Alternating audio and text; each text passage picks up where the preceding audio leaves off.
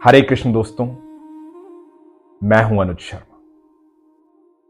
आप सब ने यह सुना होगा कि अजगर करे ना चाकरी, पंछी करे ना काम, दास मलुका कह गए सबके दाता राम।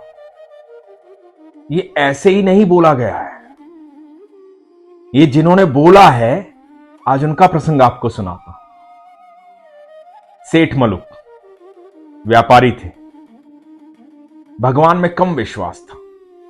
बताते हैं कि बचपन में बड़े संस्कारी थे, लेकिन जैसे जैसे उम्र बढ़ी सिर्फ व्यापार, धन, दौलत यही दिखाई देता था। एक धर्मशाला में जाकर के रुके, व्यापार के सिलसिले में गए थे। उसी धर्मशाला में नीचे वाले कमरे में कोई सन्यासी रुके हुए थे, कोई साधु रुके हुए थे। सुबह के 4 बजे थे। इधर जो सन्यासी थे, साधु थे, वो नाम जाप करने लगे, सीताराम सीताराम सीताराम सीताराम सीताराम सीताराम सीताराम सीताराम। नाम जाप चलता रहा। सुबह सुबह की बेला थी। इधर सेठ जी जो है वो अपनी निंद्रा में थे, उनकी निंद्रा खराब हो गई। बड़ा गुस्सा है। सर्दी का समय था कि कौन सुबह सुबह ये नाम जाप कर रहा है, सीताराम सीताराम सीताराम सीताराम। नींद खराब कर दी मेरी।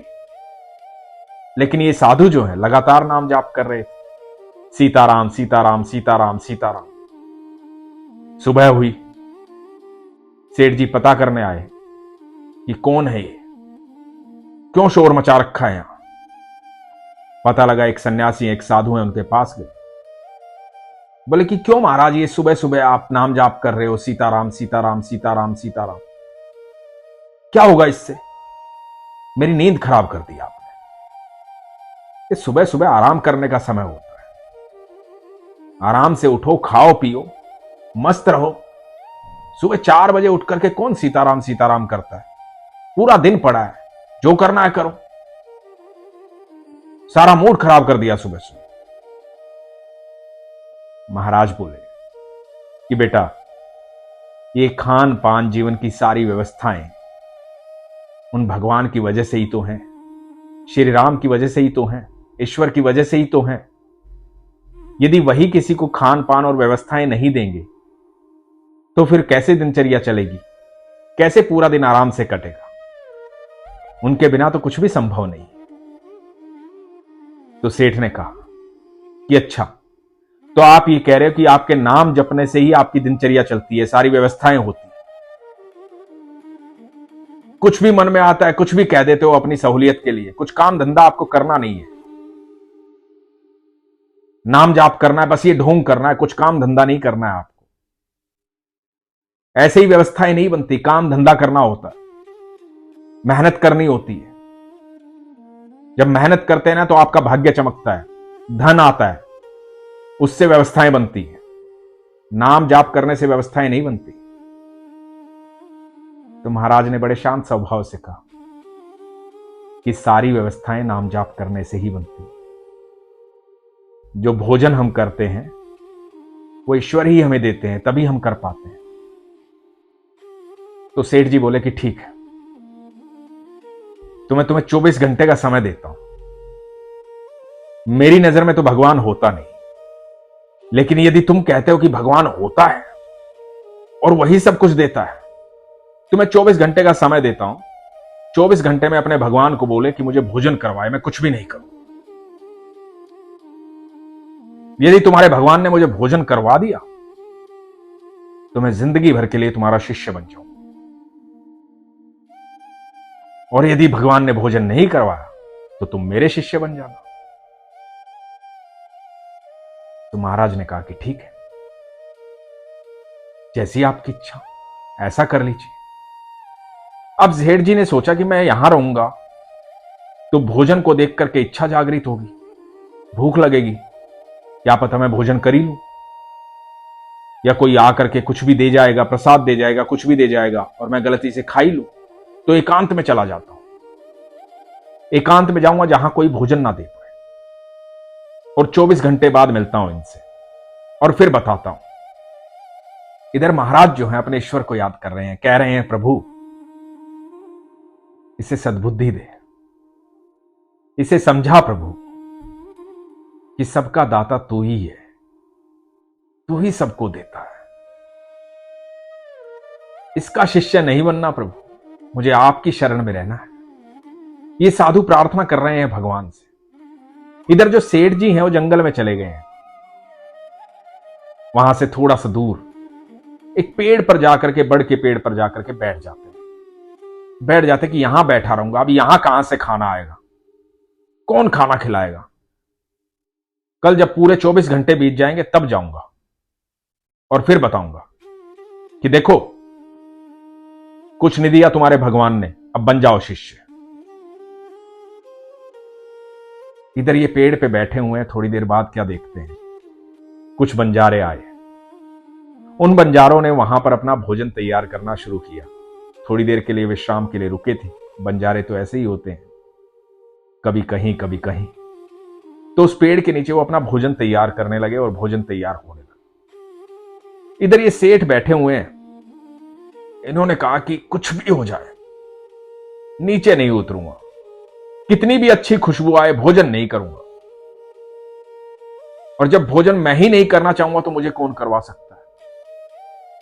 बस कल सुबह की तो बात है, कल 24 घंटे बीत जाएंगे, पर भोजन नहीं करूंगा।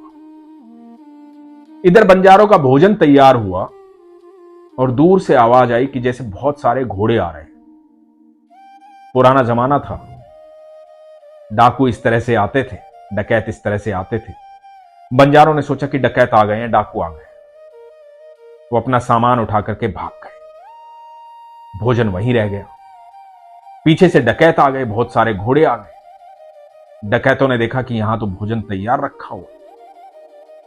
तो डकैतों ने सरदार से कहा कि सरदार, आज तो बड़ी अच्छी व्यवस्था है, गर्मा गर्म भोजन तैयार है, पहले भोजन कर लेते हैं फिर आगे चलते हैं।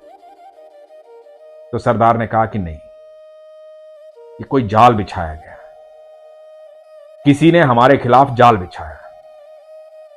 किसी को पता था कि हम यहां से गुजरेंगे, ये भोजन रास्ते में रखा है, इसमें जहर मिलाया होगा। हम भोजन खाएंगे और हम मर जाएंगे, यही तो सामने वाला चाहता है। तो इस भोजन को कोई भी नहीं खाएगा, और जिसने ये जाल बिछाया है वो यहीं आसपास कहीं होगा, उसको ढूंढो, खोजो उसको, कहां है वो। अब सारे डाकू खोजने लगे। ऊपर सेठ जी बैठे थे पेड़ पर, ये सारा नजारा देख रहे थे। घबरा गए, डर गए। उस हड़बड़ाहट में उनके शरीर में थोड़ी हलचल हुई। हलचल होने के कारण नीचे खड़े डकैतों को पता लगा कि शायद कोई ऊपर है। ऊपर देखा तो सेठ जी बैठे हुए। सेठ जी को नीचे उतारा। सेठ जी घबरा गए। सेठ जी ने कहा कि आप मुझे गोली मत मारना, मुझे जान से मत मारना, मेरी कोई गलती नहीं है, ना मैंने ये भोजन रखा, मैंने कुछ नहीं किया। तो सरदार ने कहा कि कोई बात नहीं, हम गोली नहीं मारेंगे, तुमने ये जो जाल बिछाया है इसका हमें पता चल गया, अब तुम ये भोजन खाओ, चलो भोजन करो। सेठ जी ने कहा कि नहीं, भोजन तो मैं नहीं करूंगा, भोजन तो मुझे करना ही नहीं है। तो सरदार ने कहा कि देखा, मैंने कहा था इसमें जहर मिलाया हुआ है, इसी व्यक्ति ने जहर मिलाया है, इसीलिए नहीं खा रहा है, अब तो भोजन इसे खाना पड़ेगा। तो सेठ जी ने कहा कि मैं भोजन नहीं खाऊंगा, मैंने तो कसम खाई है मैं भोजन नहीं खाऊंगा, मुझे भोजन नहीं करना है। तो सरदार ने कहा कि तुम क्यों नहीं करोगे भोजन, तुम्हें तो भोजन करवाया जाएगा, इसके हाथ पैर बांधो, इसे भोजन करवाओ। भोजन में विष मिलाता है, हमारे खिलाफ जाल फैलाता है, हमें पकड़ना चाहता है, आज इसकी सारी अकड़ निकालेंगे। और बाकी डाकू सेठ के हाथ पैर पकड़ते हैं और उसे भोजन खिलाते हैं। जब भोजन खा लिया जाता है और सेठ जी को कुछ नहीं होता है, तो डाकुओं का सरदार बोलता है कि इसे तो कुछ भी नहीं हुआ। तो सेठ जी कहते हैं मैंने तो पहले ही आपसे कहा था कि भोजन मैंने नहीं बनाया, ना मैंने रखा है यहां पे, आपने जबरदस्ती मुझे भोजन करवा दिया, इसमें कोई विष नहीं है, विष होता तो मैं मर जाता ना, लेकिन मैं तो आपके सामने हूं। तो सरदार ने कहा कि फिर तुमने क्यों मना किया भोजन करने से, तुमने क्यों कहा कि मैं भोजन नहीं करूंगा। तो सेठ जी ने सारा वृतांत बताया कि किस तरह से मैं धर्मशाला में रुका था, किस तरह से वो साधु वहां पर थे। उन साधु ने कहा कि नाम जाप करने से, भगवान का नाम लेने से हर चीज की प्राप्ति हो सकती है। और मैंने कहा कि नहीं, ये संभव नहीं है, भगवान नहीं होते। और देखिए, उनकी बात सत्य हुई। किस तरह से आप आए, किस तरह से मुझे भोजन करवाया। आज मुझे यकीन हो गया है कि सबके दाता राम है।